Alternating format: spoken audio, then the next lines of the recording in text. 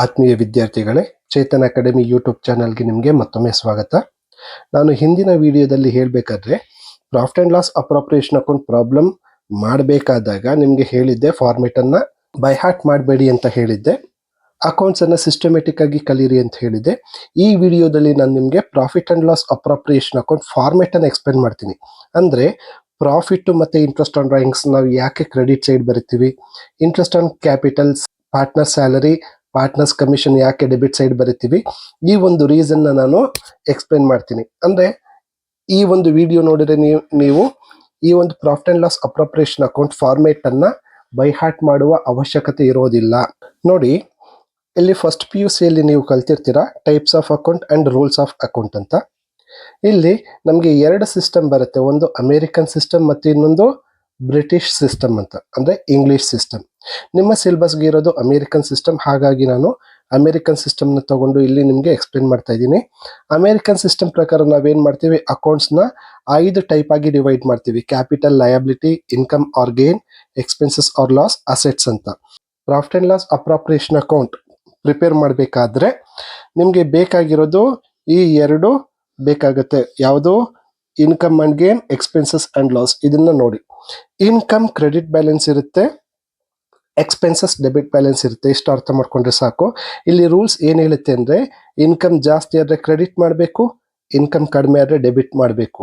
Expenses debit balance ಇರುತ್ತೆ, expenses ಜಾಸ್ತಿ ಆದರೆ ಡೆಬಿಟ್ ಮಾಡಬೇಕು, ಎಕ್ಸ್ಪೆನ್ಸಸ್ ಕಡಿಮೆ ಆದರೆ ಕ್ರೆಡಿಟ್ ಮಾಡಬೇಕು ಅಂತ ರೂಲ್ಸ್ ಹೇಳುತ್ತೆ.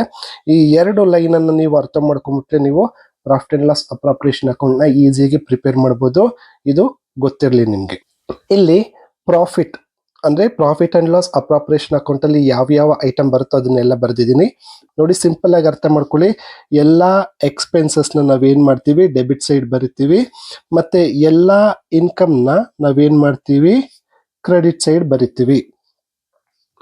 ಈ ಒಂದು ಸ್ಟೇಟ್ಮೆಂಟ್, ಈ ಒಂದು ಲೈನನ್ನು ನೀವು ತಿಳ್ಕೊಂಡ್ರೆ ಸಾಕು, ನಿಮಗೆ ಈಸಿಯಾಗಿ profit and loss appropriation account ಬಂದ್ಬಿಡುತ್ತೆ. ಈಗ ಪ್ರಾಫಿಟ್ ಯಾವ ಬ್ಯಾಲೆನ್ಸ್ ಇರುತ್ತೆ, ಕ್ರೆಡಿಟ್ ಬ್ಯಾಲೆನ್ಸ್. ಇದು ಗೇನ್ ಅಲ್ವಾ, ಹಾಗಾಗಿ ಕ್ರೆಡಿಟ್ ಸೈಡ್ ಬರಿತೀವಿ. ಮತ್ತೆ ಇಂಟ್ರೆಸ್ಟ್ ಆನ್ ಕ್ಯಾಪಿಟಲ್, ಇದೇನಿದು expenses. Interest on capital expenses ಆಗಿರೋದ್ರಿಂದ ನಾವು ಡೆಬಿಟ್ ಸೈಡ್ ಬರಿತೀವಿ. ಇದು ಯಾಕೆ ಎಕ್ಸ್ಪೆನ್ಸಸ್ ಅಂದರೆ, ಬಿಸ್ನೆಸ್ಸು ಪಾರ್ಟ್ನರ್ಗೆ ಇಂಟ್ರೆಸ್ಟ್ ಕೊಡ್ತಾ ಇದೆ, ಹಾಗಾಗಿ ಇದು ಎಕ್ಸ್ಪೆನ್ಸಸ್ ಆಗುತ್ತೆ. ಇಂಟ್ರೆಸ್ಟ್ ಆನ್ ಡ್ರಾಯಿಂಗ್ಸ್ ಅಂದ್ರೆ ಏನು, ಬಿಸ್ನೆಸ್ಸು ಪಾರ್ಟ್ನರ್ಸ್ ಇಂದ ಬಡ್ಡಿ ಇಂಟ್ರೆಸ್ಟ್ ಅನ್ನ ತಗೋತಾ ಇದೆ, ಹಾಗಾಗಿ ಇದೇನಾಗುತ್ತೆ, ಇದು ಇನ್ಕಮ್ ಆಗುತ್ತೆ. ಸೊ ಇಲ್ಲಿ ಇನ್ಕಮ್ ಆಗಿರೋದ್ರಿಂದ ನಾವೇನ್ ಮಾಡ್ತೀವಿ, ಕ್ರೆಡಿಟ್ ಸೈಡ್ ಬರಿತೀವಿ. ಸ್ಯಾಲರಿ ಟು ಪಾರ್ಟ್ನರ್, ಬಿಸ್ನೆಸ್ ಪಾರ್ಟ್ನರ್ಗೆ ಸ್ಯಾಲರಿಯನ್ನ ಕೊಡ್ತಾ ಇರೋದ್ರಿಂದ ಇದೇನಾಗುತ್ತೆ, ಎಕ್ಸ್ಪೆನ್ಸಸ್ ಆಗುತ್ತೆ, ಹಾಗಾಗಿ ಇದನ್ನ ಡೆಬಿಟ್ ಸೈಡ್ ಬರಿತೀವಿ.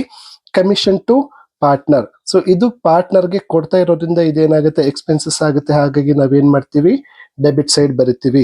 ಸೊ ಈ ಒಂದು ಲೈನ್ ಅನ್ನ ನೀವು ನೆನ್ಪಿಟ್ಕೊಂಡ್ರೆ, ಅಂದ್ರೆ ರೂಲ್ಸ್ ಅನ್ನ ನೆನ್ಪಿಟ್ಕೊಂಡ್ರೆ ಈಸಿಯಾಗಿ ನೀವೇನ್ ಮಾಡ್ಬೋದು, profit and loss appropriation account ನ ಕ್ರಿಯೇಟ್ ಮಾಡ್ಬೋದು. ಬನ್ನಿ ನೋಡೋಣ. ಈಗ ಪ್ರಾಫಿಟ್ ಯಾವ ಸೈಡ್ ಬರಿತೀವಿ, ಕ್ರೆಡಿಟ್ ಸೈಡ್ ಬರಿತೀವಿ ಬೈ ಪ್ರಾಫಿಟ್ ಅಥವಾ ಪ್ರಾಫಿಟ್ ಅಂಡ್ ಲಾಸ್ ಅಕೌಂಟ್. ಮತ್ತೆ ಇಂಟ್ರೆಸ್ಟ್ ಆನ್ ಡ್ರಾಯಿಂಗ್ಸ್ ಇನ್ಕಮ್ ಆಗಿರೋದ್ರಿಂದ ನಾವೇನ್ ಮಾಡ್ತೀವಿ, ಕ್ರೆಡಿಟ್ ಸೈಡ್ ಬರಿತೀವಿ. Next interest on capital expenses ಆಗಿರೋದ್ರಿಂದ ನಾವೇನ್ ಮಾಡ್ತೀವಿ, ಡೆಬಿಟ್ ಸೈಡ್ ಬರಿತೀವಿ. ಪಾರ್ಟ್ನರ್ಸ್ ಸ್ಯಾಲರಿ ಎಕ್ಸ್ಪೆನ್ಸಸ್ ಆಗಿರೋದ್ರಿಂದ ನಾವೇನ್ ಮಾಡ್ತೀವಿ, ಡೆಬಿಟ್ ಸೈಡ್ ಬರಿತೀವಿ. ಪಾರ್ಟ್ನರ್ಸ್ ಕಮಿಷನ್ ಎಕ್ಸ್ಪೆನ್ಸಸ್ ಆಗಿರೋದ್ರಿಂದ ನಾವೇನ್ ಮಾಡ್ತೀವಿ, ಡೆಬಿಟ್ ಸೈಡ್ ಬರಿತೀವಿ. ಸೊ ಇಷ್ಟೇ ಫಾರ್ಮ್ಯಾಟ್. ಈಗ ನಾವೇನ್ ಮಾಡ್ತೀವಿ, ಅಕೌಂಟ್ಸ್ ಅನ್ನ ಕ್ಲೋಸ್ ಮಾಡಬೇಕಾದ್ರೆ ಬ್ಯಾಲೆನ್ಸ್ ಮಾಡ್ತೀವಿ. ಸೊ ಇಲ್ಲಿ ಕ್ರೆಡಿಟ್ ಸೈಡ್ ಏನಾದರೂ ಜಾಸ್ತಿ ಬಂದ್ರೆ ನಾವೇನ್ ಮಾಡ್ತೀವಿ, ಸೇಮ್ ಬ್ಯಾಲೆನ್ಸ್ ಅನ್ನ ಡೆಬಿಟ್ ಸೈಡ್ ತಗೊಂಡು ಇಲ್ಲಿ ರಿಮೈನಿಂಗ್ ಪ್ರಾಫಿಟ್ ಬರುತ್ತೆ. ಈ ಪ್ರಾಫಿಟ್ ಅನ್ನು ಯಾರಿಗೆ ಶೇರ್ ಮಾಡ್ತೀವಿ, ಪಾರ್ಟ್ನರ್ಸ್ಗೆ ಶೇರ್ ಮಾಡ್ತೀವಿ, to partners capital account. So ಇಲ್ಲಿ ಪಾರ್ಟ್ನರ್ಸ್ಗೆ ಶೇರ್ ಮಾಡ್ತೀವಿ, ಎ ಮತ್ತೆ ಬಿ ಇಬ್ರು ಪಾರ್ಟ್ನರ್ ಇದ್ರೆ ಇಬ್ಬರಿಗೆ ಶೇರ್ ಮಾಡ್ತೀವಿ. ಇಷ್ಟೇ ಫಾರ್ಮ್ಯಾಟ್. ಸೊ ನೀವು ಒಂದು ಲೈನ್ ಅನ್ನು ಅರ್ಥ ಮಾಡ್ಕೊಂಡ್ರೆ ಸಾಕು, ಅಂದ್ರೆ ರೂಲ್ಸ್ ಅನ್ನು ಅರ್ಥ ಮಾಡ್ಕೊಂಡ್ರೆ ಈಸಿಯಾಗಿ ಪ್ರಿಪೇರ್ ಮಾಡ್ಬೋದು. ನೋಡಿ, ಇಲ್ಲಿ ನಾವು ಏನು ಒಳಗಡೆ ಬರ್ದಿದೀವೋ ಪ್ರತಿಯೊಂದು ಎಂಟ್ರಿಗೂ ಕೂಡ ನಾವು ಜರ್ನಲ್ ಎಂಟ್ರಿಯನ್ನ ಫಾಲೋ ಮಾಡಬೇಕಾಗತ್ತೆ. ಜರ್ನಲ್ ಎಂಟ್ರಿ ಪಾಸ್ ಮಾಡ್ತೀವಿ. ಆ ಜರ್ನಲ್ ಎಂಟ್ರಿಯನ್ನು ನಾನು ನಿಮಗೆ ಇಲ್ಲಿ ಬರ್ದಿದ್ದೀನಿ ನೋಡಿ, ಈ ಜರ್ನಲ್ ಎಂಟ್ರಿ. ಸೊ ಈಗ ಮೊದಲನೇ ಜರ್ನಲ್ ಎಂಟ್ರಿ ಏನು, ನಾವು ಪ್ರಾಫಿಟ್ ಅನ್ನ P&L ಅಕೌಂಟ್ ಇಂದ ಪ್ರಾಫಿಟ್ ಅಂಡ್ ಲಾಸ್ ಅಪ್ರಾಪ್ರಿಯೇಷನ್ ಅಕೌಂಟ್ಗೆ ಟ್ರಾನ್ಸ್ಫರ್ ಮಾಡ್ತಿರಲ್ವಾ. For transfer of profit from profit and loss account to profit and loss appropriation account, profit and loss account ಅಲ್ಲಿರುವ profit ಅನ್ನ ಅಪ್ರಾಪ್ರಿಯೇಷನ್ ಅಕೌಂಟ್ಗೆ transfer ಮಾಡೋದಕ್ಕೆ ಈ ಜರ್ನಲ್ ಎಂಟ್ರಿಯನ್ನು ನಾವು ಪಾಸ್ ಮಾಡ್ತೀವಿ. Journal entry profit and loss account debit to profit and loss appropriation account, ಈ journal entry follow ಮಾಡ್ತೀವಿ. ಮತ್ತೆ ಎರಡನೇದು for transfer of interest on capital to profit and loss appropriation account. So ಇದಕ್ಕೆ ನಾವು ಈ ಜರ್ನಲ್ ಎಂಟ್ರಿಯನ್ನು follow ಮಾಡ್ತೀವಿ. Journal entry profit and loss appropriation account debit to interest on capital account. For transfer of interest on drawings to profit and loss appropriation account. Interest on drawings ಅನ್ನ profit and loss appropriation ಅಕೌಂಟ್ಗೆ transfer ಮಾಡೋದಕ್ಕೆ ನಾವು ಈ ಒಂದು journal ಎಂಟ್ರಿಯನ್ನು follow ಮಾಡ್ತೀವಿ. Journal entry interest on drawing account debit to profit and loss appropriation account. Next partner salary ಇದೆಯಲ್ವಾ, partner ಸ್ಯಾಲರಿಯನ್ನ ಪ್ರಾಫಿಟ್ ಅಂಡ್ ಲಾಸ್ ಅಪ್ರಾಪ್ರಿಯೇಷನ್ ಅಕೌಂಟ್ಗೆ ಟ್ರಾನ್ಸ್ಫರ್ ಮಾಡೋದಕ್ಕೆ ನಾವು ಈ ಜರ್ನಲ್ ಎಂಟ್ರಿಯನ್ನು ಯೂಸ್ ಮಾಡ್ತೀವಿ. So journal entry profit and loss appropriation account debit to partners salary account. Next partner ಕಮಿಷನ್ನ ನಾವು ಅಪ್ರಾಪ್ರಿಯೇಷನ್ ಅಕೌಂಟ್ ಅಲ್ಲಿ ಟ್ರಾನ್ಸ್ಫರ್ ಮಾಡೋದಕ್ಕೆ ಅಂದ್ರೆ ಬರೆಯೋದಕ್ಕೆ ಈ ಒಂದು ಜರ್ನಲ್ ಎಂಟ್ರಿಯನ್ನ ಯೂಸ್ ಮಾಡ್ತೀವಿ. Journal entry profit and loss appropriation account debit to partners commission account. Next last ಅಲ್ಲಿ ನಾವು ಪ್ರಾಫಿಟ್ ಅನ್ನ ಶೇರ್ ಮಾಡ್ತೀರಲ್ವಾ, ಅಪ್ರಾಪ್ರಿಯೇಷನ್ ಆದ್ಮೇಲೆ ಆ ಪ್ರಾಫಿಟ್ ಅನ್ನ ಪಾರ್ಟ್ನರ್ಸ್ಗೆ ಶೇರ್ ಮಾಡೋದಕ್ಕೆ ಈ ಒಂದು ಜರ್ನಲ್ ಎಂಟ್ರಿನ ಯೂಸ್ ಮಾಡ್ತೀವಿ. Journal entry profit and loss appropriation account debit to partners capital account. ನೋಡಿ ಇಲ್ಲಿ ನಾವು ಏನು profit and loss appropriation account ಅಲ್ಲಿ ಇಲ್ಲಿ ಎಲ್ಲ ಬರೀತೇವಲ್ಲ, ಇದೆಲ್ಲದಕ್ಕೂ ಕೂಡ ಒಂದೊಂದು ಜರ್ನಲ್ ಎಂಟ್ರಿ ಇದೆ. ಸೊ ಈಗ ನಿಮ್ಗೆ ಅನಿಸ್ತಾ ಇರ್ಬೋದು ಈ ಜರ್ನಲ್ ಎಂಟ್ರಿ ಎಲ್ಲ ಏನಪ್ಪಾ ಇದು ತುಂಬಾ ಕಷ್ಟ ಅನ್ಸುತ್ತೆ ಅಂತ. ನೋಡಿ, ನೀವು ಅಕೌಂಟ್ ಅನ್ನ ಸಿಸ್ಟಮೆಟಿಕ್ ಕಲಿಬೇಕಾಗಿರೋದು ಹೀಗೇನೆ, ನೀವು ಜರ್ನಲ್ ಎಂಟ್ರಿಯನ್ನೇ ಫಾಲೋ ಮಾಡಬೇಕಾಗತ್ತೆ.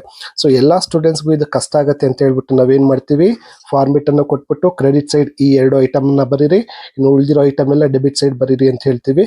ಬಟ್ ಅದು ಪರ್ಮನೆಂಟ್ ಅಲ್ಲ. ನಿಮ್ಗೆ ಕರೆಕ್ಟ್ ನಾಲೆಜ್ ಬೇಕು ಅಂದ್ರೆ ಈ ಜರ್ನಲ್ ಎಂಟ್ರಿಯನ್ನೇ ನೀವು ಫಾಲೋ ಮಾಡಬೇಕಾಗತ್ತೆ. ಈ ಜರ್ನಲ್ ಎಂಟ್ರಿ ಏನಕ್ಕೆ ಇದು ಹೀಗೆ ಬರುತ್ತೆ ಅಂತ ನಿಮಗೆ ಬೇಕು ಅಂದ್ರೆ ನೆಕ್ಸ್ಟ್ ವಿಡಿಯೋದಲ್ಲಿ ನಾನು ಒಂದು ಸಿಂಪಲ್ ಈ ಜರ್ನಲ್ ಎಂಟ್ರಿಗೆ ಸಂಬಂಧಪಟ್ಟಂತೆ ಪೂರ್ತಿ A to Z ಒಂದು ಸಣ್ಣ ಪ್ರಾಬ್ಲಮ್ ಅನ್ನ ತಗೊಂಡು ಆ ಪ್ರಾಬ್ಲಮ್ ಮೂಲಕ ಎಕ್ಸ್ಪ್ಲೇನ್ ಮಾಡ್ತೀನಿ. ನಾನು ಮತ್ತೊಮ್ಮೆ ಹೇಳ್ತಾ ಇದ್ದೀನಿ, ಈ ವಿಡಿಯೋ ಇದು ಎಕ್ಸಾಮಿನೇಷನ್ ಪರ್ಪಸ್ ಅಲ್ಲ, ಇದು ನಾಲೆಜ್ ಪರ್ಪಸ್ಗೆ. ಸೊ ಈ ವಿಡಿಯೋದಲ್ಲಿ ನಿಮ್ಗೆ ಏನ್ ಗೊತ್ತಾಯ್ತು, profit and loss appropriation account format ಯಾಕೆ ಈ ತರ ಬಂದಿದೆ ಅಂತ ಗೊತ್ತಾಗುತ್ತೆ. ಮತ್ತೆ ಇಲ್ಲಿ ನಾವು ಯಾವ ಜರ್ನಲ್ ಎಂಟ್ರಿಯನ್ನ ಪಾಸ್ ಮಾಡ್ತೀವಿ ಅಂತ ಹೇಳಿದೆ. ಈ ಜರ್ನಲ್ ಎಂಟ್ರಿ ಯಾಕೆ ಈ ತರ ಬಂತು ಅಂತ ನಾನು ಬೇಕಾದ್ರೆ ನೆಕ್ಸ್ಟ್ ವಿಡಿಯೋದಲ್ಲಿ ಒಂದು ಸಣ್ಣ ಪ್ರಾಬ್ಲಮ್ ಅನ್ನ ತಗೊಂಡು ಈ ಜರ್ನಲ್ ಎಂಟ್ರಿಯನ್ನ ಕೂಡ ನಿಮ್ಗೆ ಎಕ್ಸ್ಪ್ಲೇನ್ ಮಾಡ್ತೀನಿ. ಸೊ ಹಾಗಾಗಿ ನೀವು ನಮ್ಮ ಚಾನಲ್ ಅನ್ನ ಸಬ್ಸ್ಕ್ರೈಬ್ ಮಾಡ್ಕೊಳ್ಳಿ, ಮತ್ತೆ ನಮ್ಮ ವಿಡಿಯೋವನ್ನ ನೋಡ್ತಾ ಇರಿ. ಧನ್ಯವಾದಗಳು.